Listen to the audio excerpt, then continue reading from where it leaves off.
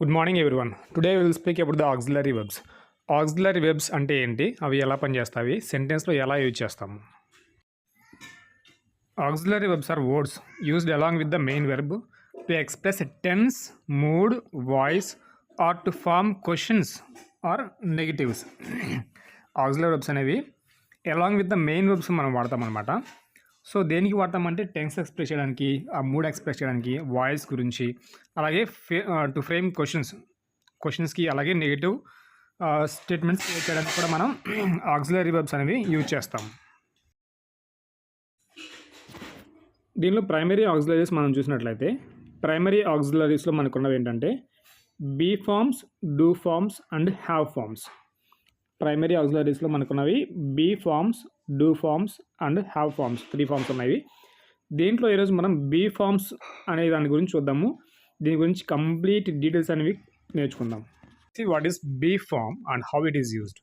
Be forms are is, am, are, was, were, being, been. మనం చూసినట్లయితే is, am, are, was, were, being, being. చూడండి, is, am, are వచ్చేసి మనం present టెన్స్లో వాడతాం. ఈజ్, యామ్, ఆర్ వచ్చేసి ప్రజెంట్ టెన్స్లో వాడతాం. అలాగే వజ్, వర్ పాస్ట్లో జరిగిన యాక్షన్స్ గురించి చెప్పడానికి వాడతాము. బీను perfect tense, being continuous tense. So ఈ విధంగా టెన్సెస్ డివైడ్ చేసామన్నమాట. విల్ బీ ఉంటుంది ఇంకోటి, అది విల్ బీ వచ్చేసి బీ ఫామే, అది ఫ్యూచర్ టెన్స్. సో అలా అయితే విల్ బీ అవసరం లేదు మనకి. ప్రజెంట్ అయితే ఇది మాత్రం చూద్దాము, అది ఇంకొక వీడియోలో చెప్తాను మీకు. Is, am, are, was, were ఈ యొక్క 5 వర్డ్స్ గురించి పర్ఫెక్ట్గా నేర్చుకుందాం. Is, am, are, was, were తోటి స్టేట్మెంట్స్ ఎలా క్రియేట్ చేయాలి, హౌ టు యూజ్ అనేది. Let us see. ప్రజెంట్లో ఈజ్, యామ్, ఆర్ ఈ 3 వాడతాము.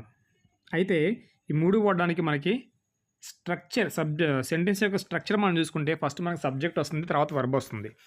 ఇవన్నీ హెల్పింగ్ వర్బ్స్గా వాడతాము, మెయిన్ వర్బ్స్గా వాడతాము. సో ఇక్కడ వచ్చేసి ఏ సబ్జెక్ట్కి ఏ వర్బ్ తీసుకోవాలి అనేది కూడా డివైడ్ చేశాను. హీకి, షీకి, ఇట్కి, దిస్కి, దట్కి, లేదా సింగులర్ నౌన్కి ఈజ్ అనేది తీసుకుంటాము ప్రజెంట్లో. అదే సబ్జెక్ట్ ఐ వస్తే యామ్ తీసుకుంటాము. అలాగే ఆర్ అనేది యూ కానీ, వీ కానీ, దేకి కానీ, లేకపోతే ప్లూరల్ సబ్జెక్ట్ వస్తే దానికి ఆర్ అనే వెర్బ్ తీసుకుంటాము. ఇది మనకి ఎలా ఉపయోగపడుతుందంటే మెయిన్ వెర్బ్గాను ఉపయోగపడుతుంది, అలాగే హెల్పింగ్ వెర్బ్గాను ఉపయోగపడుతుంది. సో ఈ విధంగా దీనివల్ల 2 రకాల ఉపయోగాలు ఉంటాయి అన్నమాట సెంటెన్స్లో. Now let us see one example. I will give one example here. Now look at the given example carefully. He తీసుకున్న సబ్జెక్టు, హీ తీసుకుంటే ప్రజెంట్లో వర్బ్ ఏం రావాలి, ఈజ్ రావాలి. ఈజ్ కూడా తీసుకున్నా. He is a doctor. ఇక్కడ ఈజ్ అనేది మెయిన్ వర్బ్గా వాడాము, ఈజే మెయిన్ వర్బ్. ఇంకా కానీ సెకండ్ సెంటెన్స్ చూసినట్లయితే he is singing. He is singing. ఇక్కడ ఈజ్ అనేది హెల్పింగ్ వెర్బ్, ఇది మెయిన్ వెర్బ్ అవ్వదన్నమాట, ఇది హెల్పింగ్ వెర్బ్ అవుతుంది ఈజ్ వచ్చేసి. ఈ విధంగా ఈజ్, యామ్, ఆర్, వజ్, వర్ వచ్చేసి మనకి హెల్పింగ్ వెర్బ్గా వాడచ్చు, అలాగే మెయిన్ వెర్బ్గా వాడచ్చు అనమాట. V1, V2, V3, V4, V5లో ఏమైనా మెయిన్ వర్బ్స్ అనేవి ఉంటే ఇది హెల్పింగ్ వెర్బ్ అవుతుంది, అది లేకపోతే ఇదే మెయిన్ వెర్బ్ అవుతుంది. Now my question is, why should we use these words as a main verbs or linking verbs or helping verbs? వీటిని మెయిన్ వెర్బ్స్ గాను, లింకింగ్ వెర్బ్స్ గాను, హెల్పింగ్ వెర్బ్స్ గాను వాడతాము. ఈ విధంగా ఎందుకు వాడాలి, దీనివల్ల ప్రయోజనం ఏంటంటే they describe a state of being, identity, condition of A subject. అంటే ఒక సబ్జెక్ట్ యొక్క స్టేట్ ఆఫ్ బీయింగ్ ఏంటి, సబ్జెక్ట్ యొక్క ఐడెంటిటీ, ఆ పర్సన్ ఎవరు, టీచరా, లాయరా, ఇంజనీరా, జడ్జా, అలాగే condition of A subject, subject యొక్క కండిషన్ ఏంటి, he is happy, he is sad, he is in love. అలాగా ఈ విధంగా కండిషన్, సబ్జెక్ట్ యొక్క కండిషను, సబ్జెక్ట్ ఐడెంటిటీ, సబ్జెక్ట్ యొక్క స్టేట్ ఆఫ్ బీయింగ్ డిస్క్రైబ్ చేయడానికి ఈ యొక్క వర్బ్స్ అనేవి మనం యూజ్ చేస్తాం అనమాట.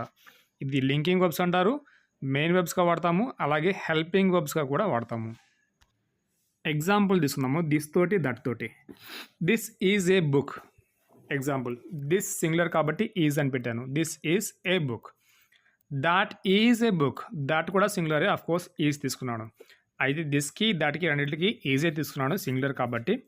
మరి డిఫరెన్స్ ఏంటి సార్, దిస్ దట్ సింగులర్ అయినప్పుడు రెండింటిలో ఏదైనా ఒకటే వాడచ్చు కదా, దిస్ ఎందుకు, దట్ ఎందుకు అంటే దిస్ అనేది ఇక్కడ near, this is a book నా ముందు ఉంటే దిస్ ఈజ్ ఏ బుక్ అంటాను, నాకు దూరంగా ఉంటే దాట్ ఈజ్ ఎ బుక్ అంటే దూరంగా ఉంది, ఫార్ దగ్గర లేదు అనమాట. దూరంగా ఉందని ఉన్న దాని గురించి చెప్పడానికి దట్ అనేది వాడతాను.